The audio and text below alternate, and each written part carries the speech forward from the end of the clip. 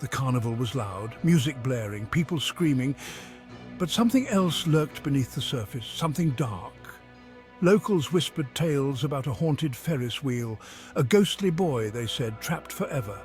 No one dared to go near it after dark, except Charlie. He was new, didn't believe the stories. He was about to find out the hard way that some legends are all too real. Charlie's heart pounded in his chest, echoing the rhythm of his anxious thoughts. It was his first night at the carnival, a place that seemed to come alive with shadows as the sun set. He had been given the responsibility of overseeing the Ferris wheel, the centerpiece of the carnival. The giant wheel stood still, menacing in the twilight, its silhouette cutting through the darkening sky. A shiver ran down his spine, a mix of excitement and fear. He brushed it off, telling himself it was just nerves. He had to stay focused. He meticulously checked the controls. Everything seemed to be in order, yet the air grew colder with each passing minute. Suddenly he felt a presence behind him. He spun around quickly, but there was no one there. Just the wind, he muttered to himself, trying to shake off the eerie feeling that clung to him. Taking a deep breath, Charlie steeled himself for the night ahead. He had a job to do, and he was determined to do it well. Then he saw him, a young boy no older than 10, standing at the foot of the Ferris wheel. He wore a striped shirt. His face was pale, his eyes filled with a strange sadness. "Lost, kid?" Charlie asked. The boy didn't answer. He just stared at the Ferris wheel. Then he spoke. His voice was a faint whisper. "I want a ride." A ride into the shadows. Charlie hesitated. "It's late," he said, glancing around the dimly lit carnival. The lights flickered, casting eerie shadows. The boy insisted. "Just one ride," he pleaded, his eyes wide with excitement and desperation. "Please, just one ride before the night ends." His voice was filled with longing, a longing that tugged at Charlie's heart. He couldn't say no to the boy's earnest plea.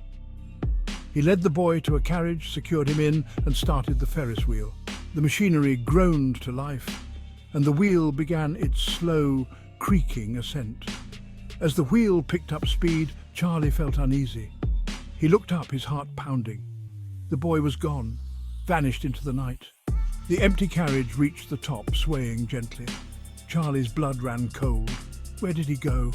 Panic surged through him as he scanned the darkened carnival.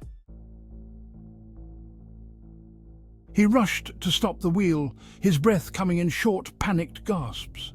The night was thick with an eerie silence, broken only by the distant hum of carnival music. His heart pounded in his chest like a drum. He searched every carriage, his eyes darting frantically. Empty! Each one was empty, and the sense of dread grew stronger. Then he heard a voice behind him, soft yet chilling. "Looking for someone?" it asked, sending a shiver down his spine. It was the carnival boss, his face grim and shadowed.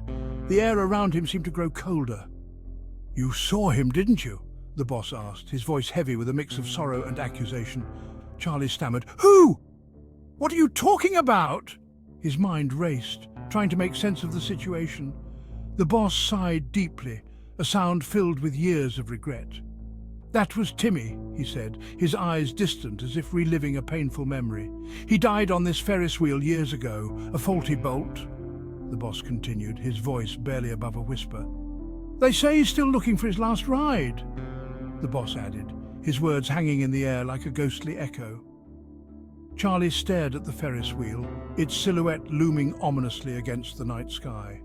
It creaked slowly in the night, each sound a reminder of its tragic past. He understood now the weight of the history pressing down on him. This wasn't just a carnival. It was a graveyard, a place where the past lingered and refused to let go. Full of secrets and shadows, the carnival held stories that were better left untold. He wasn't sure if he could handle another night in this place where every corner seemed to whisper of forgotten tragedies.